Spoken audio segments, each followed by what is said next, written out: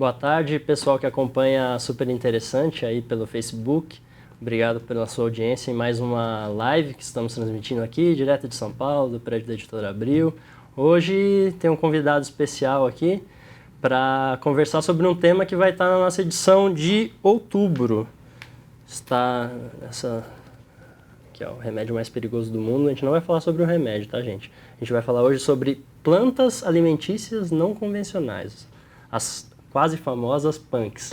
Para isso eu trouxe aqui, né, o Guilherme, que atendeu nosso convite, ele colaborou na reportagem. Guilherme é um estudioso aí das punks, isso né? Tem um blog a respeito também. Quer falar um pouquinho do seu trabalho aí, Guilherme, para o pessoal conhecer? Obrigado pelo convite, alegria estar aqui. A gente que agradece. Bom, eu sou gestor ambiental, faço meu mestrado em ciência ambiental e escrevo e pesquiso sobre o tema numa página que vocês podem achar facilmente, que é www.matosdecomer.com.br. É um espaço em que eu foco no tema das punk, trago um pouco de receitas, mas é uma página de divulgação científica com uma linguagem bem simples, bem acessível, mas a ideia é que seja uma informação completa e bem referenciada. Legal, ótimo. A ideia. Só para dar uma informação de bastidores para vocês, a gente descobriu o trabalho do Guilherme pesquisando para fazer a reportagem, né? Vou dar uma palhinha aqui da edição. Ó, a matéria sobre punks é essa aqui. Inclusive chama Mato de Comer, que é quase o nome do seu blog, né? O blog é matosdecomer.com.br. Quem estiver acessando aí o Facebook, acompanhando a gente pela live, acho que em seguida da transmissão a gente já vai colocar o link para o blog do Guilherme, então vai poder acompanhar. Já está lá, inclusive, me disseram aqui, a Voz da Consciência disse que já está o link aí para quem estiver interessado. Não, é um material muito interessante, inclusive por isso a gente entrevistou o Guilherme sobre o assunto. A gente foi buscar mais contato com você e o cara, assim, conhece tudo, viu, gente, sobre as punks. Eu queria que você explicasse um pouquinho, assim, resumidamente para o pessoal que está em casa, o que são as punks e como começou, assim, a sua vivência com elas, assim, como você descobriu que elas existiam e tal. Conta pra gente. Eu comecei o interesse com esse assunto um dia que tinha uma planta no meu quintal e eu queria saber o que ela era. Ela nascia no gramado da casa da minha mãe. Era uma planta pequena, e eu, intrigado, fui tentar descobrir o que era, fui procurando descobrir o nome popular. Chamavam de Major Gomes. Eu achei até um nome curioso para uma planta. Quando eu fui procurar mais sobre ela, o nome científico, eu descobri que ela é uma planta que tem potencial alimentício, é uma planta alimentícia. Em quantos anos você tinha? Isso foi no final da faculdade, eu tinha faz uns 6, 7 anos. 6, 7 anos atrás. E eu fiquei surpreso, porque eu comecei a descobrir que as outras plantas que também nasciam no meu quintal também tinham esse potencial alimentício.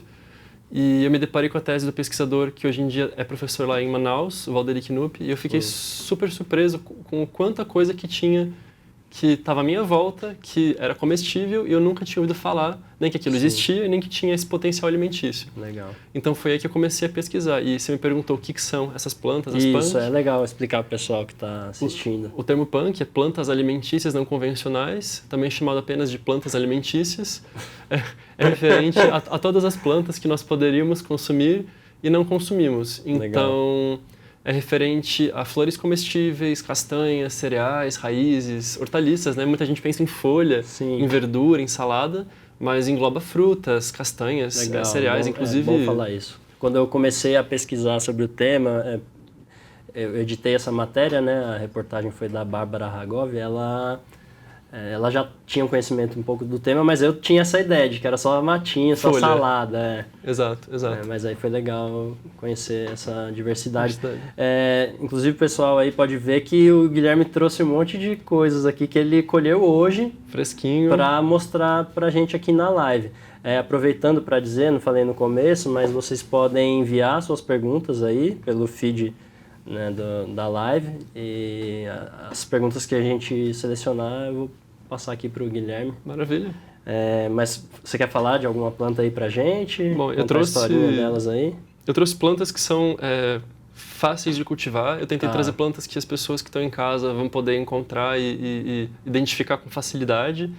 Nessa bancadinha aqui tem algumas plantas que são, inclusive, plantas chamadas espontâneas ou ruderais, que são essas plantinhas, literalmente os matos.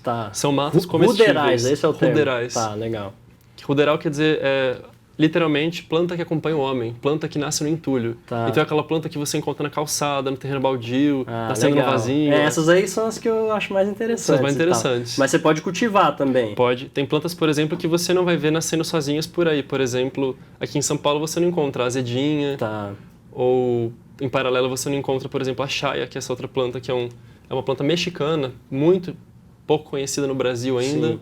Com grande potencial, é tida como uma das plantas mais nutritivas do mundo. Legal. Você basicamente poderia se alimentar praticamente dela para repor todos os minerais e vitaminas que você precisa. Nossa, fala o nome aí dela de novo que alguém vai se interessar. E se fala muito da tal da moringa oleífera. Sim. Essa planta também é uma planta com potencial muito parecido, também é uma planta de clima desértico, extremamente gostosa, nutritiva e desconhecida ainda. Eu queria aproveitar o gancho da azedinha que você falou, se você puder pegá-la aí e tal. Eu lembro que eu estava assistindo, acho que um Chef's Table, que é um programa da Netflix.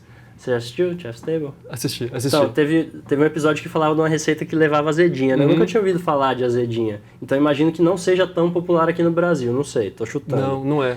Então, eu queria que você falasse sobre isso, que punks, elas não necessariamente são punks em todos os lugares do mundo. Tem uma coisa que é legal o Guilherme explicar para a gente. Com certeza. Eu trouxe aqui essa plantinha que está um pouco sofrida por causa do nosso primavera seca. Sim.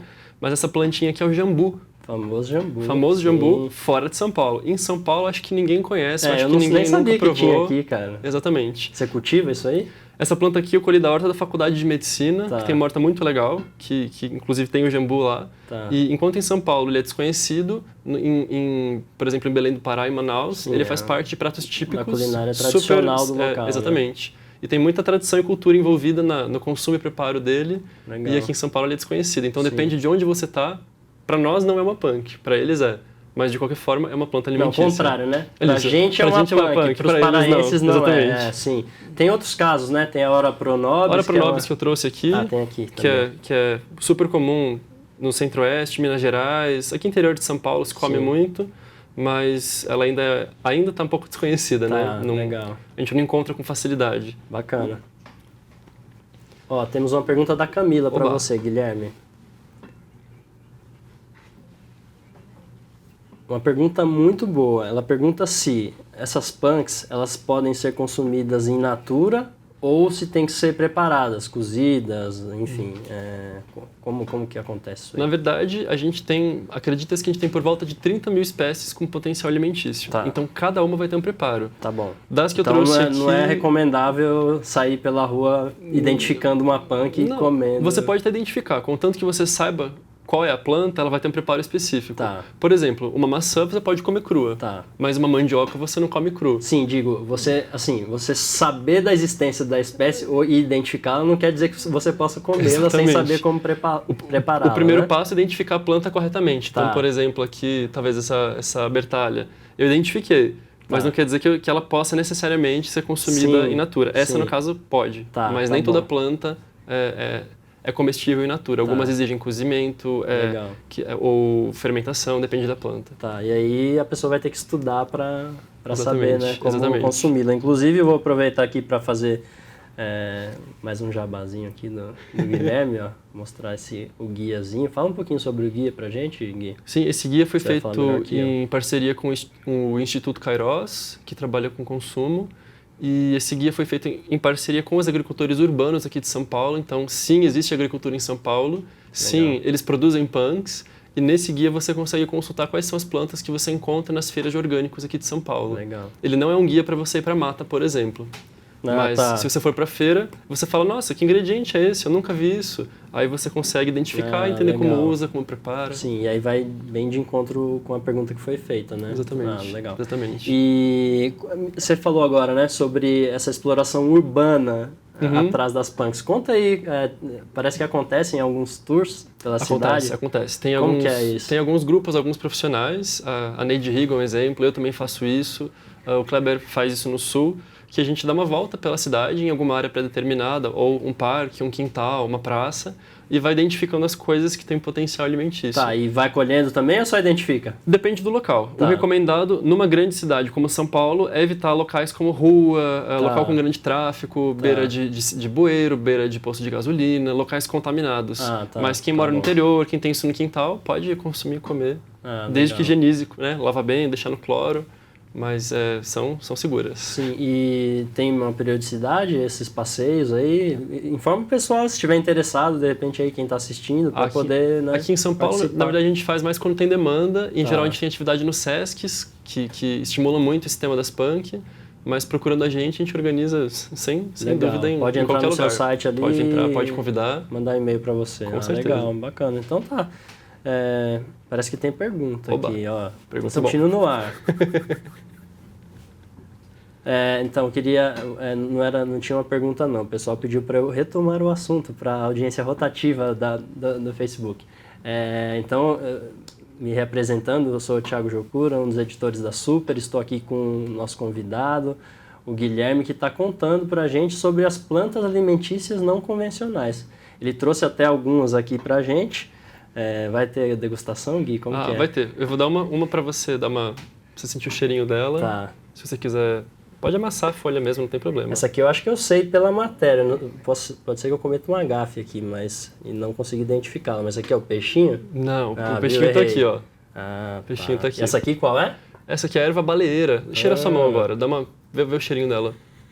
Não tem um cheiro que lembra aqueles caldos prontos, de tempero, aqueles caldos... Mas é usado pela indústria isso aqui ou não? Ela é usada na indústria de plantas medicinais, mas ela também pode ser usada como aromatizante, como um condimento. E tem um cheiro, não lembra caldo pronto? Sim, caldo de galinha? Sim, olha isso.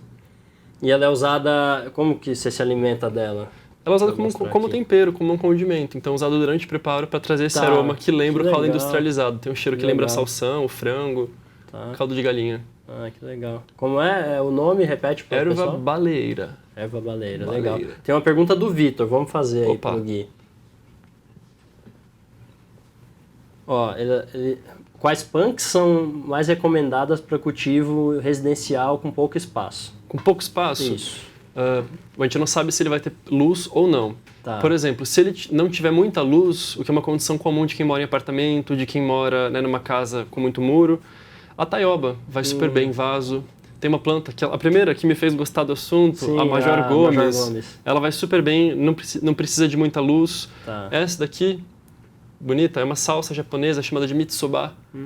Ela super pode ser usada em vasos, fica super compacta. Legal.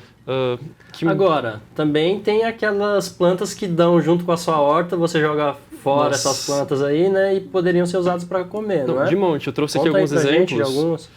São plantas que eu brinco que a gente joga fora comida para plantar comida, né? Tá. Você tira um caruru para plantar um espinafre. Legal. E no fim das contas, os dois são consumidos como espinafre. Legal. Esse aqui é o caruru, é uma plantinha que nasce num vaso, nasce no mato, nasce na horta, você pode consumir. Tá. Cru também ou não? O caruru se aconselha cozido. Tá, cozido. Tá bom.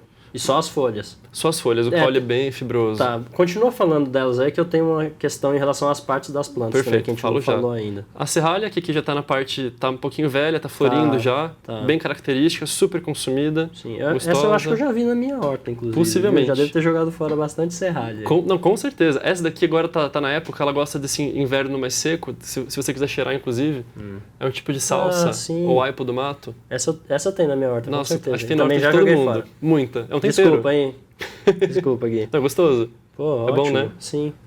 Parece Dill, né? Um pouco. Lembra um pouquinho o Dill, o Endro, é dessa família. Legal. Exatamente, o Dill. E tem mais alguma dessas que dão na horta e a gente joga fora? Essa daqui fica comprida, eu peguei só a ponta, né? A parte reprodutiva dela, a flor. Mas ela é um condimento chamado buva. O pessoal chama de rabo de foguete. Legal. E ela é um condimento. A folha é picante, lembra um pouco orégano, mas tem uma picância. Tá, é um condimento.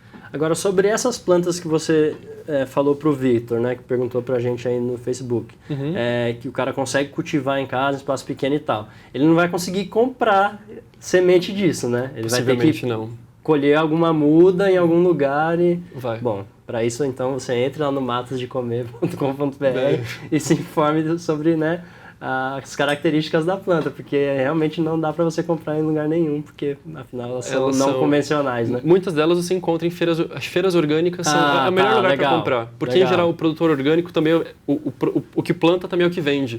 Legal. Então na feira você fala com o agricultor, você consegue falar, olha, mostra a foto, fala, ó, sabe isso aqui, tem na sua horta? Às vezes ele não comercializa lá na feira, Exato. mas ele tem. Com certeza, melhor forma. Então essa é uma boa dica para você, viu, Vitor? Agora que você sabe as plantas que você pode, as punks, né, que você pode plantar aí no seu espaço exíguo e tal, como que você ia achar isso aí, né? Então, vá à feira orgânica, leve aí a fotinho, ou sei lá o que você tiver como referência e peça para o produtor. Ou presenteie seu agricultor. Se você conseguir uma semente diferente, às vezes vale a pena dar de presente para ele e falar, testar, né? Daqui uns 3 meses, traz para mim, se der certo. Legal, interessante. Quem sabe? Tô aqui com esse peixinho na mão, ela é úmida, né? Eu umedeci para não murchar. Tá bom. Mas você sentiu a textura? Parece um ursinho de pelúcia. Conta dela pra gente, que ela tem uma história legal também. Tem umas sementinhas aqui de caruru que grudaram. O peixinho é uma planta que praticamente só o brasileiro usa como hortaliça. Fora do Brasil ela é ornamental. Legal. Tem essa textura peludinha, né? Tem gente que chama de orelhinha de coelho. E é uma planta que quando frita, ela lembra um pouco o lambari frito, o peixe frito, por isso o nome.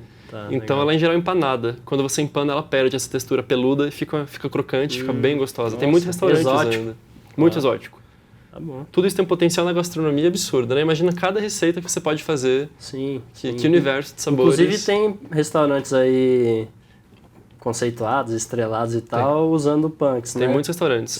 Aqui em São Paulo, posso citar alguns? Claro. Tem o restaurante da chefe do Masterchef, Paula Carosella, o Arthurito, que está colocando incríveis ingredientes orgânicos. Aqui em São Paulo a gente tem o Lemanju, a gente tem o Tuju. Todos eles estão colocando uma grande quantidade dessas plantas no cardápio. Então, quem quiser provar isso adequado para alta gastronomia, tem grandes restaurantes aqui em São Paulo. Ótimo. Um ponto que eu ia te falar, que eu ia perguntar, que surgiu na conversa aqui, é sobre as partes que são comestíveis das punks, né? Além de saber o preparo que a pessoa tem que ter com cada espécie, também não é toda a punk, né? Assim, eu digo toda, não é na totalidade da planta ali que você pode consumir, né? Como que é isso aí? Depende da espécie também, porque tem espécies, por exemplo, a batata, tão comum, né, no nosso dia a dia, o cará. Ele tem uma parte comestível, que seria a parte subterrânea, a batata, mas a folhagem é tóxica. A folhagem não é comestível. Então, depende da espécie. Algumas plantas são totalmente comestíveis, como a batata doce, que se come a batata e a folha. Outras têm partes tóxicas. Por exemplo, a batata, que tem a folhagem extremamente tóxica. Tá, legal. E no caso da... Jambu? Do jambu, no caso do jambu. A gente ouve falar muito da folha sendo usada em receitas paraenses e tal, né? Mas e as outras partes dela são comestíveis também? O caule é um pouco fibroso, não é comestível, mas a flor eu acho a parte mais legal. O princípio ativo que dá esse sabor, dá uma picância meio anestésica, muito curiosa, se concentra na flor. Legal. Então, inclusive, em Belém é vendida cachaça de jambu, que anestesia a boca. Com a flor. Legal. E é bem saborosa, bem interessante. É muito divertido, inclusive. Depois, se você quiser provar... Vamos ver se sobra um tempinho aí no final da live e a gente fala. Tem uma pergunta que me cantaram aqui no ouvido, eu não consegui ouvir bem. Legal. Essa pergunta é da Tainá, foi a designer que trabalhou na matéria com a gente, talentosíssima e tal. Beijo, Thay. Ela está perguntando, Gui, que outras punks são comestíveis assim, de cabo a rabo? Tipo, você aproveita tudo. Eu lembro de algumas na matéria, mas vou deixar você falar. Bom, não necessariamente de cabo a rabo, mas que várias partes delas são comestíveis. A folha, a raiz ou... Olha, uma planta, eu acho muito curiosa falar, por exemplo, da batata doce, que nem é uma punk, mas que a folha é uma parte alimentícia não convencional, portanto, a nomenclatura punk se mantém. A gente costuma consumir a batata regularmente, mas a folha é descartada. E a folha é uma hortaliça deliciosa, super nutritiva, é um espinafre, e é descartado. É o tipo de planta que a gente cultiva, poderia consumir e... desperdício eu puro. lembro de uma na matéria que é o dente de leão, né? Você estava falando, nunca imaginei que dente de leão fosse aquele que comestível. Pra quem não sabe aí, o que é o dente de leão, é aquela que dá no parque ali, você passa por ela, dá uma sopradinha e ela voa. dissipa. Né? O dente de leão tem usos assim antiquíssimos, tem registro dele de secular. Se usa a folha como hortaliça, é uma hortaliça meio amarga, lembra a Catalonha. A raiz é usada, além do uso medicinal, como aromatizante de cerveja, por exemplo. Legal. E as flores são usadas em cidra, para dar uma cor para cidra de maçã. Fica uma cidra bem amarelinha. Olha só. Eles chamam de Dandelion Wine. Sim, né? Dandelion. Dandelion Wine, né? Dandelion é francês. Sim, Dandelion. e você lá soprando o dente de leão Desperdiçando. no parque, né? Pô, desperdiçando tanto Na verdade, potencial no tá dispersando, então até que é bom, tá criando mais. Ah, verdade, Não é tá bom? espalhando, é verdade. Ah, legal. O pessoal tá me dizendo para degustar aqui as suas hortaliças aí, então, Então, já sinta-se à vontade, estão higienizadas já. pode me usar de cobaia. Essa aí. aqui é um condimento, é a buva que eu falei, pouquíssimo Então, a conhecida. buva, gente, ó, você pode comer crua, tá? Crua. Aqui, quem quiser ver. Opa. Ah, aí. Então, a buva pode ser consumida crua, né? Então, Pode ser vamos lá. consumida crua. Aqui, como ela já floriu, o aroma dela tá mais suave, mas quando ela tá mais velha, ela tem um aroma mais pungente, picante. Tem um aroma... Tô tentando associar a um gosto já conhecido, assim. É picante, né? É picante, tem um quê? Tem gente que sente cheiro de orégano, Pode ser. tem um aroma... Gostei. Então tem uma flor bem legal pra você. Essa aqui pouca gente conhece, Buva. pouco famosa, pouco conhecida no Brasil. Essa aqui é a borragem. Borragem. Borragem. Tá. Tem essa carinha peludinha, mas é uma planta medicinal, usada na medicina, mas ela também é comestível, as flores. Eu queria que você me dissesse que a flor... Posso Pode? arrancar? Pode. Do que ela tem gosto. Tá, vai inteiro aqui. Pode inteiro, Caldo pode e inteiro. tudo. Nossa, cara. Exótica, né? Já mostrando legal? Vamos lá. Lembra Tem uma... um docinho. Tem um docinho e tem o gosto de um legume que se usa. Vou dar uma dica, pra você se lembra. Sabor. Peraí, não, pera. Pode dar a dica. Pepino. É. Tem gosto de pepino, não tem? Muito bom. E é uma flor, né? Um Você fala, pouquinho "Nossa, mais adocicado, assim. Tem. Mas, nossa, cara. Não é incrível. curioso? Qual Não o é nome gostoso? mesmo? Borragem. A borragem. Tem uma florzinha dela aqui que tá O desfalecida. aspecto dela aqui inteiro, né? O pessoal que tá em casa, encontrar lá na hortinha. Essa aqui dá em horta também? Difícil. Espontaneamente? Não, Ah, tá. é mais cultivada mesmo. Você legal. tem que semear intencionalmente.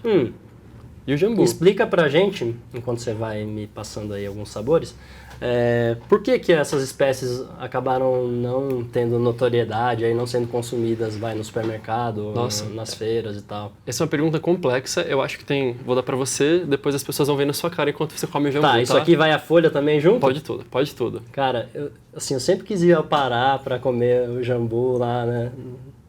Nas receitas que eles têm lá no Pato e o escambau. Agora tá cá. E agora veio pra cá, né? Vamos ver. Então. Mas a folha você falou que é mais forte, vamos ver. Vamos lá. Pode mastigar. E, então, vou contar um pouco. Eu acho que isso desapareceu do mercado, desapareceu... Tem coisa que nunca nem chegou no mercado. A cara. Tem coisa que nem chegou no mercado por uma questão agronômica. Então, por exemplo, quando você planta cenouras, todas você colhe ao mesmo tempo.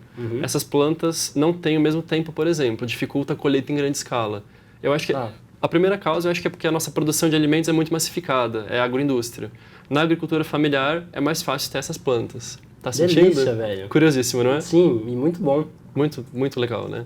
Parece que você tomou um refrigerante de limão, assim, muito concentrado, sem doce nenhum. E dura. Dura, né? Fica ali... Mais uns 30 segundos, daqui a pouquinho passa. Nossa, é incrível, cara. Mas eu ainda vou ao Pará, mesmo assim. Não, tem que parar. Isso junto com a comida sopa, deve com a ser... goma, fica incrível. Fica incrível, junto com o tucupi, fica Obrigado, muito bom. cara. Você Imagina. me fez viajar alguns milhares de quilômetros aí. Um pouquinho, maravilhoso. Incrível, cara. Legal, né? E dura, né? Dura. Agora já tá pegando a boca inteira, assim. Quem nunca comeu jambu, recomendo, viu? É uma experiência incrível, né? Nossa, muito bom, cara.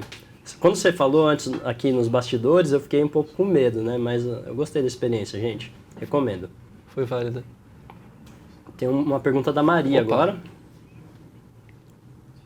Ela tá perguntando se bredo é um tipo de punk. O bredo, possivelmente, essa nossa perguntadora, ela deve ser do Nordeste, porque lá essa plantinha que a gente chama de caruru, lá ele é chamado de bredo. Tá. Então, se for essa planta aqui, o interessante é você consultar as imagens dela ou dar uma procurada, mas se for essa planta aqui que eu estou mostrando, sim, o bredo, que é o caruru, é comestível.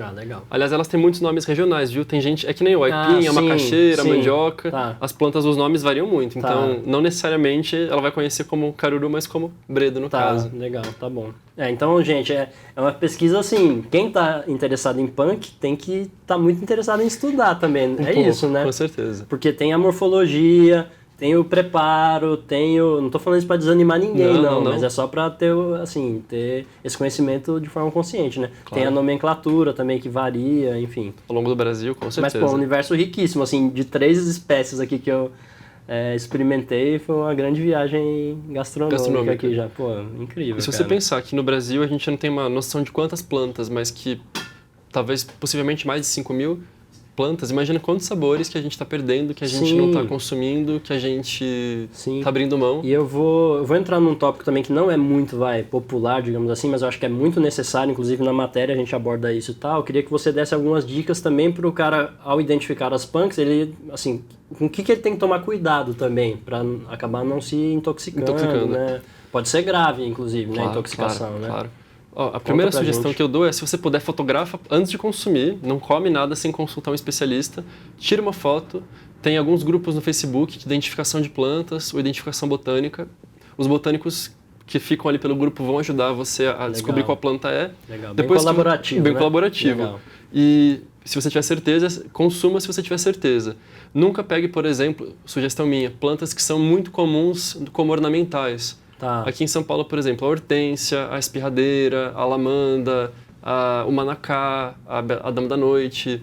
São todas plantas que, por alguma coincidência, essas plantas muito ornamentais acabam sendo também não comestíveis. Até existem exceções, mas é uma boa, assim, é um bom norte para quem não tem familiaridade ainda com o tema, né? Se for ornamental, você já fica ali com Se você tirar uma folha, é meio que uma lenda, mas se você tirar uma folha e soltar aquele látex branco, aquele leite, aquele eles chamam de cica, em geral, não são plantas comestíveis. Muitas têm essa substância, por exemplo, o mamão, a batata doce, o alface, mas o ideal é evitar. Tá bom. Se mais você alguma não sabe, coisa em termos de coloração? Plantas muito peludas, plantas muito coloridas, é bom ficar de olho. E mesmo que seja uma planta de fim que você conheça, por exemplo, a rosa. A rosa é comestível.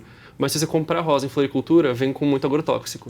Então ela deixa de ser comestível porque ela está contaminada. Entendi, legal. Bom, belas ressalvas. Então, aquele disclaimer que passam em propaganda de remédio, né, pode servir para punk também. Sempre procure um especialista antes de sair consumindo qualquer coisa por aí, né? Com certeza. Gui, a gente está se encaminhando para o final. Perfeito. Eu queria saber se você tem alguma consideração final para fazer aí. Assim, aproveita o espaço para falar sobre as punks para o pessoal que estiver interessado. Eu queria fazer um convite para quem está em casa, na verdade, se aventurar a provar essas plantas. E a gente fica com receio de identificar errado, ou de ser ruim, ou vai ser amargo, mas vai ser estranho. Eu acho que, na verdade, o que a gente tem é preconceito. Acho que a gente deveria, realmente, as pessoas que estão aí assistindo, provem, não fiquem na curiosidade, realmente identifiquem e consumam, tem muita coisa gostosa. Legal, pô. Cada fruta brasileira incrível, castanhas, tem muita coisa boa. Legal. Vou quebrar o protocolo e vou fazer uma pergunta que é uma dúvida pessoal minha. Tem muitas ruas que você passa em São Paulo, ou até no interior também e tal, tipo, tem aqueles coquinhos que caem das árvores. Eu acho que deve ter várias espécies, imagino, né? Mas tem alguns desses que são comestíveis e tal? Nossa, muitos. Eu vou falar de São Paulo, que é onde eu estou mais familiarizado. Se for um coquinho do tamanho de uma moeda de R$1, alaranjado, é o tal do coquinho babão. Tem gente que chama de coquinho catarro, que não é um nome muito convidativo, porque ele é babento, mas ele é comestível, pode consumir. Deve dar trabalho para quebrar a casca ali. Na verdade, você pode comer a casca mesmo e tem um micro coquinho dentro. Tem um coco mesmo, uma castanha dentro. Legal. Posso falar uma última informação que eu esqueci? Lógico. A cartilha, ela não está à venda, ela é gratuita. Ela está disponível para download na página do institutokairos.net. Tá bom. Só jogar o nome, meu nome é Guilherme Ranieri, Punk, ou Kairos e Punk, acho que você encontra. Como escreve Kairos? Como se Kairos com K. K-A-I-R-O-S, Instituto Kairos.